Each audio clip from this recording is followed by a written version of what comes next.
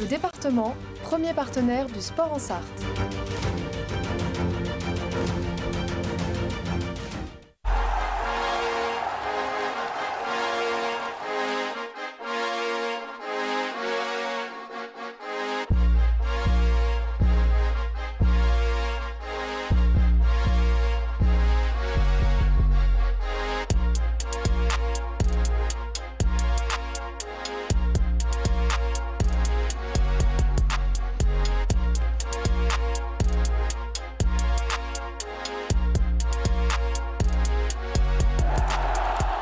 Bonsoir à toutes et à tous, bienvenue dans LMFC Zone. On va débriefer dans quelques instants la 18e journée de championnat de Ligue 2 puisque le Mans FC recevait Saint-Etienne. On va saluer ceux qui vont nous accompagner tout au long dans cette émission avec Lucien Chapot du quotidien Ouest France. Salut Lucien. Salut Antoine, salut à tous. Dans quelques instants, on aura peut-être également un autre journaliste en la personne de Marc Moreau qu'on essaye de joindre en termes de connexion, mais ça va peut-être revenir. Parlons de ce match donc, de cette 18e journée de championnat pour les joueurs de Patrick Vydera qui revenait donc en 2026 face à cette belle équipe stéphanoise qui vise la remontée en Ligue 1. Grosse occasion ici en première période pour Milan Robin. Les Stéphanois, eux aussi, se sont montrés dangereux. À la pause, le score est toujours de 0-0. Nicolas Kosic, encore parfait sur cette intervention. Encore une fois, à l'heure de jeu. Grosse action pour les Stéphanois. Ça passe tout près du poteau du portier Manceau. En fin de match, ce sont les Manceaux qui seront les plus dangereux. La frappe ici de Damgay qui passe quelque peu au-dessus de la barre de Gauthier Arseneur. Et dans la dernière minute de jeu, Alexandre Loret qui voit sa volée passer tout près de la barre transversale là aussi du portier stéphanois. Score final 0-0. Un match nul donc pour commencer l'année 2026 pour les Manceaux. Lucien, je me tourne vers toi. Première question, est-ce que c'est un match nul mérité ou un très bon point pris pour les joueurs de Patrick Vydera? Alors, je pense qu'on est à peu près tous d'accord pour dire que le match nul, il est tout à fait mérité. En effet, certes, les Stéphanois ont eu la majorité de la possession de balle, mais en termes d'occasions franches, c'était quand même relativement similaire. On a pu voir que à l'issue du match, Patrick Vydera, il l'a dit lui-même, ce genre de match, ça se joue à des détails, ça peut basculer d'un côté comme de l'autre, et c'est un peu souvent le cas quand même avec le Mans FC. Il y a souvent ce genre de match. On pourrait peut-être regretter que le Mans ait eu quelques difficultés à pleinement exploiter ses temps de possession. Ça aussi, il l'a dit, mais bon, la solidité défensive des Manceaux compense, puisque c'était quand même la meilleure attaque de Ligue 2 en face. On va regarder les stats d'ailleurs de cette rencontre avec donc une possession de balle en faveur des Stéphanois. Les tirs, 4 tirs de plus pour Saint-Etienne. Même tir cadré, 4 tirs cadrés pour les Manceaux pour 10 tirs tentés contre 14 tirs tentés pour 4 cadrés pour Saint-Etienne. Les grosses occasions, selon le site flashscore.fr, sont à l'avantage des Verts. Et les XG, les fameux expected goals, sont à l'avantage là aussi des Stéphanois. Le score, lui, en revanche, est de parité 0-0. On va écouter le coach Manceau, Patrick Vydera, qui fait le bilan après ce nul et ce point pris face à Saint-Etienne. C'était beaucoup mieux en deuxième mi-temps, on a su rectifier certaines choses. C'était beaucoup mieux sur les déformations, donc il y avait beaucoup plus de proximité, beaucoup plus d'agressivité au deuxième ballon. On a pu les mettre en difficulté. Après, voilà, on le sait, ce type de match, ça se joue sur des détails, ça aurait pu basculer d'un côté comme de l'autre. Donc voilà, le match nul, je pense qu'il est équitable. On sait très bien qu'aujourd'hui on dégage une certaine solidité. Après, il faut pouvoir être beaucoup plus tranchant et on a une ou deux situations. On doit faire mal à l'adversaire. En fait, c'est ce côté-là où le petit reproche que je peux leur faire. On est tout de même toujours déçu quand on ne gagne pas. On avait la volonté de vouloir continuer sur cette spirale très positive et sur un enchaînement d'une 4e victoire. Mais voilà, comme je leur ai dit, j'étais très fier d'eux sur l'état d'esprit, sur les valeurs qu'ils démontraient. Après, voilà, il faut pouvoir faire plus sur, je le répète, sur les temps de possession, sur nos jeux de position, sur nos fixations. On a énormément de choses à pouvoir améliorer. Ah, des détails à régler selon le coach Manceau. On va saluer Marc Moreau, journaliste au Maine Libre, qui nous a rejoint dans LMFC Zone. Salut Marc, je posais la question à Lucien il y a quelques instants. Match nul mérité ou un très bon point pris pour les Manceaux? Non, c'est relativement logique. J'espère que vous m'entendez déjà. Ouais, Si c'est le cas, fort et clair. parfait. Fort et clair, bon bah tant mieux. Non, c'est plutôt logique. Ce qui leur est entre les deux, je pense que Le Mans aurait peut-être mérité un peu plus, mais ça se joue vraiment à pas grand-chose. Je pense qu'il y a un penalty qui n'est pas sifflé pour Saint-Etienne. Je pense que le début de seconde période est pour eux et il peut largement y avoir 1-0 ou 2-0 dans les 10 premières minutes. Après, Le Mans a su réagir. C'est eux qui ont eu peut-être le plus d'occasions franches à partir de l'heure de jeu ou à partir de la 55e à peu près. Globalement, je pense que c'est plutôt un très bon point dans le sens où ça fait 4/6 contre Saint-Etienne, qui est un concurrent direct à la montée. Eux n'ont pas le choix, contrairement au Mans FC. C'est pas tout à fait le même budget, les mêmes objectifs. Donc non, c'est 4 points sur 6 sans forcément, en montrant que Le Mans avait tout à fait la légitimité d'être en haut de tableau.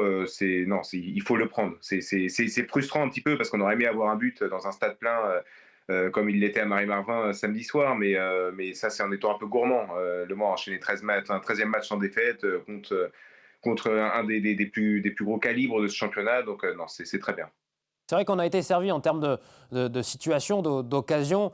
Il y a des 0-0 qui sont un petit peu frustrants, un petit peu pénibles à regarder, un petit peu ennuyants. Et celui-là, c'était pas le cas. On était assez vernis au niveau des occasions, ce qui a pu réchauffer les 24 000 spectateurs du stade Marie-Marvin. On va écouter la réaction des joueurs Manceau en zone mixte après la rencontre avec Alexandre Loret, notamment. On les écoute. C'était un match de reprise et de haut de tableau en même temps, donc deux équipes qui voulaient avoir un résultat. Après, voilà, ça reste des matchs de haut niveau, donc on sait que le moindre détail, ça peut faire mal. On a essayé de leur laisser le moins de ballons à exploiter possible, mais bon, ça reste une bonne équipe, donc on a quand même un peu subi, je pense, un peu trop. Mais on a des situations pour scorer, donc on part pas avec des regrets, mais bon, on dirait que c'est un bon point ce soir. Ouais, je pense que c'est un nul mérité. Voilà, on s'est procuré pas mal d'occasions ce soir. On n'a pas su les concrétiser. Mais voilà, on a aussi souffert dans cette rencontre. On a su faire le dos rond et on a eu un grand Nicolas Kosic et une défense qui s'est donnée jusqu'au bout et qui a été très solidaire pour ne pas encaisser. Donc voilà, je pense que c'est un bon point, même si on est compétiteur et qu'on aurait aimé gagner cette rencontre forcément devant notre public pour la reprise. Ouais, c'était dur. Donc des fois le ballon, il pouvait avoir des faux rebonds et tout parce qu'on avait du mal à s'enfoncer sur le terrain. Mais ça va, hein, ça s'adapte, pas le choix. On sent que tu as un petit peu froid là. Ouais, je suis gelé parce que j'ai pris froid, je suis un peu malade, mais il caillait là. Quand on a repris la deuxième mi-temps, c'était dur. Bonne douche alors. Ouais, très bonne douche, ça va faire du bien. Merci à toi. Merci. Ah, vous voyez, messieurs, on n'était pas les seuls à avoir foi en tribune de presse. Les spectateurs du stade Marie-Marvin non plus. Il fallait bien prendre les gants, les doubles chaussettes, les vêtements de ski presque, avec ces températures très, très basses samedi soir. Dans un instant, les j'ai aimé, j'ai moins aimé. Messieurs, il est temps, avant cela, d'élire le Manceau du match. Ça se joue entre qui, à votre avis, Lucien, Milan Robin ou Nicolas Kosic ou autre? Non, Milan Robin. Milan Robin, pour moi, parce que Nicolas Kosic, même s'il a été très bon sur sa ligne, je trouve qu'il peut être encore un peu limite dans ses relances. Il en a fait quelques-unes qui n'étaient pas vraiment assurées. Ça peut être quand même son défaut principal. Donc, on l'a vu à quelques reprises. Et pour moi, Milan Robin, ça a été le plus complet sur cette rencontre. Mais après, pour un gardien, c'est toujours compliqué. Il a moins de ballons à exploiter. Mais je dirais quand même Robin. Milan Robin pour toi, Lucien. Pour toi, Marc, quel est le Manceau du match? Pour moi, c'est Milan Robin aussi, hein. Franchement, c'était une prestation XXL, je trouve, de sa part, la meilleure depuis le début de saison, selon moi. Alors, il dit souvent qu'il aimerait avoir plus d'impact offensif, mais là, il en a eu. Il n'a pas marqué, mais je trouve il a gratté un tel nombre de ballons. Il a été tellement efficace dans la projection du jeu vers l'avant.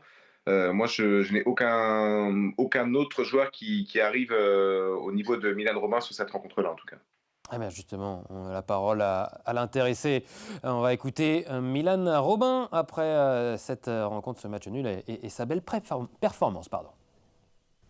Il me manque un petit peu de stats sur la première partie de saison. Mais sur les derniers matchs, je sens que je m'en rapproche. Il y a du mieux, je me sens vraiment à l'aise et de plus en plus important, on va dire, dans l'équipe. Donc voilà, c'était un match serré ce soir et j'aurais aimé avoir la clé du match. Malheureusement, ça n'a pas payé ce soir, mais je vais continuer à bosser pour les prochains matchs. Ouais, c'est pas passé loin, hein. D'ailleurs, en première période, avec cette frappe que les 24 000 spectateurs du stade Marie-Marvin ont dû voir la balle au fond, comme moi d'ailleurs. On passe aux autres notes.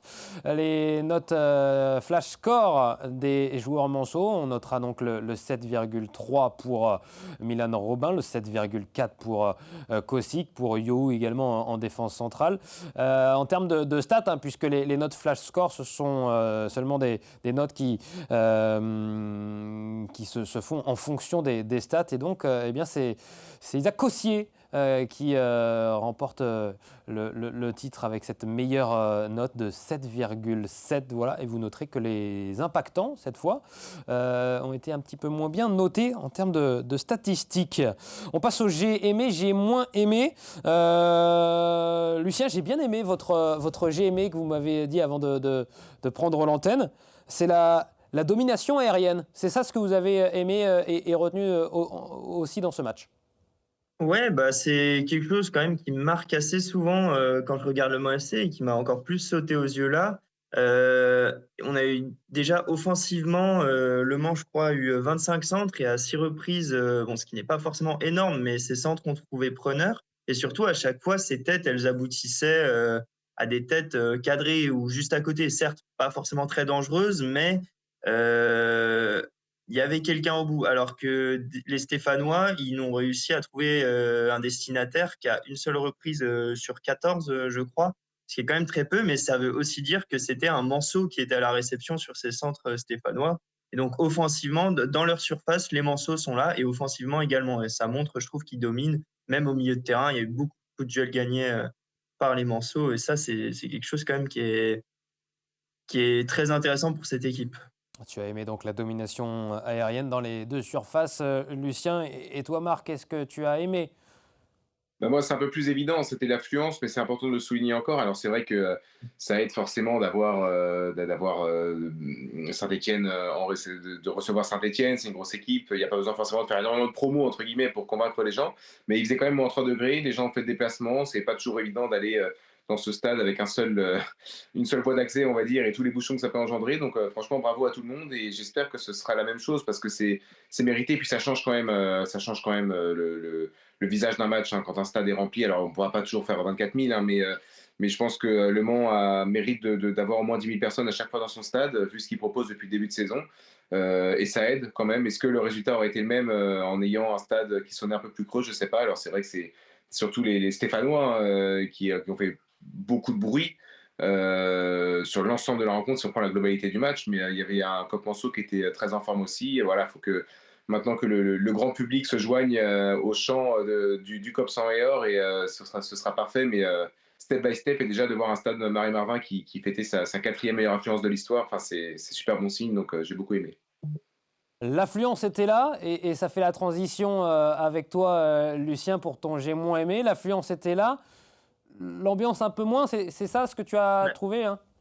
C'est ça, bah, mais on va dire, c'est le j'ai moins aimé de la promesse. C'est-à-dire que c'est prometteur en réalité. Certes, les 1200, je sais plus combien, et quelques supporters stéphanois ont fait plus de bruit que tout le stade réuni, mais c'est les Stéphanois, et déjà réunir autant comme l'a dit Marc, autant de personnes dans ce stade, Et puis il est beau ce stade, hein. Franchement, Ouais. en tant que non-manceau, je l'apprécie vraiment beaucoup. Et, et non, c'est super prometteur de faire ça. Je pense ça montre aussi que le projet de Thierry Gomez est en train de vraiment se mettre en place. Et en réalité, c'est un faux j'ai pas aimé, c'est pour être critique, mais c'est Non, juste j'aimerais qu'il y ait mieux, mais c'est déjà super. Marc, je oui, t'entendais, non, tu non, voulais intervenir. Ouais, non, mais je comprends en fait ce que dit Yvain, il a raison, mais c'est vrai on est au Mans et il n'y a pas forcément cette culture, on va dire, Ouais, on est d'accord. partagée. Il y a le COP qui fait du bruit de Ouais. plus en plus et franchement, c'est à souligner. Mais c'est dur d'amener tout ça. Ça, c'est pareil au MSB, c'est la même chose, c'est pas très grave.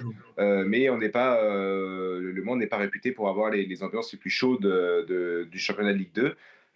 Voilà, mais c'est pas très grave, chacun a ses particularités et si le Mans parvient à conserver ce haut de tableau qu'il a en ce moment, ça suivra naturellement. Rapidement, moi, j'ai mon j'ai moins aimé. Il va vous surprendre peut-être, messieurs. Il y a quelques situations dans ce match où Le Mans, je trouve, a été mise en difficulté par ses ramasseurs de balles. Cela n'a pas eu forcément des répercussions, hein, donc rien de grave, hein, bien sûr. Mais attention, à la place du club, j'essaierai peut-être de briefer un petit peu les ramasseurs de balles. À plusieurs reprises, Larsonneur, le portier stéphanois, a mis la pression, je trouve, à nos jeunes ramasseurs de balles pour relancer vite, alors que les Manceaux, sur certaines de ces situations, étaient très mal placés ou pas replacés, notamment sur corner. Et à chaque fois, les ramasseurs de balles donnaient un petit peu le ballon précipitamment. J'étais à leur place pendant 2 saisons en tant que ramasseur de balles. On avait des consignes claires qui étaient d'avoir un peu de vis. Quand Le Mans gagnait, il fallait pas se presser, essayer de ralentir un maximum. Et quand Le Mans perdait, là, il fallait donner les ballons hyper rapidement. Il faudrait faire un petit peu attention. J'ai vu d'ailleurs que j'étais pas le seul, puisque j'ai vu des spectateurs rouspéter un petit peu certains ramasseurs de balles. On n'en veut pas, évidemment, ils sont jeunes. Mais peut-être un petit briefing, parce que, à mon sens, les ramasseurs de balles font quasiment partie du 11 Manceau. Ils peuvent impacter le jeu. Ça n'a pas été le cas, heureusement, et ça n'a pas eu d'incidence. Voilà pour mon j'ai moins aimé. Il fallait en trouver un, et j'ai pensé à ça. On va regarder les autres résultats de cette 18e journée de championnat, avec donc ce score de parité entre Le Mans et Saint-Étienne. La victoire du leader 3 face au Red Star, la défaite de Laval du côté de Clermont 4-1, le match nul 3-3 entre Pau et Rodez. Bastia qui va chercher une victoire importante et qui essaye de se relancer en bas de classement. 1-0 face à Grenoble. Guingamp, large victoire 3-0 en attendant le dernier match qui va se conclure ce soir entre Montpellier et Dunkerque. On fait un point sur le classement. Le Mans est dans le top 5. Et oui, Le Mans reste dans ce top 5 donc avec 21 points. Non, 31, pardon. 31 points. C'est ça, en même point que Saint-Étienne. 3 qui prend un petit peu de champ sur le top 5. Voilà pour ce classement. Et puis des stats, puisque Le Mans conserve son incroyable série. 24 heures d'invincibilité, si on prend toutes les minutes de match, puisque ça fait 16 matchs sans défaite. Plus longue série d'invincibilité en cours dans les 5 grands championnats et leur 2e division. Et aucun but encaissé lors des 5 derniers matchs à domicile. Une première pour Le Mans en Ligue 2 depuis 2011. La série continue et le statut est peut-être en train de changer cette saison en Ligue 2 pour Le Mans FC. À ce propos, je vous propose d'écouter le coach Patrick Videra. Aujourd'hui, j'ai jamais rien caché. Vous savez très bien qu'on est ambitieux. Oui, on est le petit promu qui surprend. Alors c'est une réalité. Notre statut il est en train de changer. Et parce que on dérange et on a envie de déranger jusqu'à la fin. Voilà, c'est notre objectif. Après, sachez, c'est une réalité. On va vendre très chèrement notre peau et on fera tout pour gagner tous les matchs. On sait que c'est pas possible. Mais voilà, c'est un état d'esprit qu'on a envie d'avoir. On va rentrer la semaine prochaine dans une autre compétition aussi qui nous a donné l'année dernière beaucoup d'émotions, qui nous a permis aussi de pouvoir avoir une spirale positive. Et je pense, et je l'ai dit ouvertement, si aujourd'hui on est dans ce championnat de Ligue 2, c'est grâce à elle. Donc on ne veut pas la négliger. Ils vont se reposer un petit jour et demi et puis on va repartir au combat dès lundi. On va repartir au combat. Voilà pour les propos de Patrick Vieira. Merci beaucoup Lucien Chapotte. Merci Marc Moreau d'avoir été en notre compagnie dans LMFC Zone. Passez une très belle soirée. Bon match. Je sais que vous allez jouer au foot dans quelques instants. Soyez bons messieurs et cadrez vos tirs et gagnez. Bien sûr. Merci à vous. Il y a mercato hivernal à assurer. Hein. Donc, il va falloir être bon. Il va falloir être bon. D'ailleurs, en parlant de Mercato, merci les amis. En parlant de Mercato, un mot rapide pour vous dire qu'un nouveau joueur est arrivé au Mans FC il y a quelques jours. Il s'agit de Lucas Bretel, milieu de terrain de 23 ans qui arrive de la RAL, la Louvière, première division belge. Voilà pour ce milieu de terrain donc, qui vient renforcer l'effectif Manceau, première recrue dans ce Mercato hivernal. Dans l'autre sens, c'est Leroy Abanda qui quitte lui les 100 et or. Voilà, il me reste 10 secondes pour rendre l'antenne. Dans quelques instants, la suite de votre émission sportive. Passez une agréable soirée sur les antennes d'LMTV Sarthe. Ciao.